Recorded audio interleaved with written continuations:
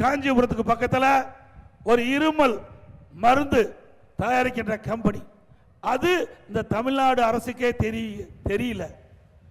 இன்றைக்கு மத்திய பிரதேசத்தில் அந்த குழந்தைகள் 20 குழந்தைகள் அந்த இருமல் மருந்தை சாப்பிட்டு அருந்தி இறந்து விட்டது.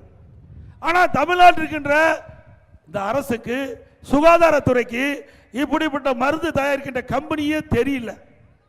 அப்படின்னா எவ்வளவு இந்த அரசு மக்கள் மீது அக்கறை கொண்டிருக்கின்றது, இந்த நாட்டு மக்கள் மீது எப்படி அக்கறை கொண்டிருக்கின்றது, இந்த நாட்டை எப்படி காப்பாற்றிக் கொண்டிருக்கிறார் என்பதை நாம் எண்ணி பார்க்க வேண்டும். ஆக இன்றைக்கு மத்திய பிரதேசத்தில் அமைச்சர் சொல்லுகின்றார், இன்றைக்கு நம்முடைய தமிழ்நாடு அரசு சுகாதாரத்துறை அலட்சியத்தால் ஏற்பட்ட கொடுமையான நிகழ்வு என்று குற்றம் சாட்டியிருக்கின்றார். அங்கு இருக்கின்ற மத்திய பிரதேசத்தில் இருக்கின்ற காவல்துறை எங்கே காஞ்சிபுரத்திற்கு வந்து அந்த மருந்து கம்பெனியில் யார் இருக்கின்றார்களோ அவர்களை கைது செஞ்சு அழைத்து விட்டு சென்றார்கள். அதுக்கு பிறகுதான் தமிழ்நாடு அரசுக்கே தெரியுது. இப்படிப்பட்ட அவல ஆட்சி தொடர வேண்டுமா? தொடர வேண்டுங்களா?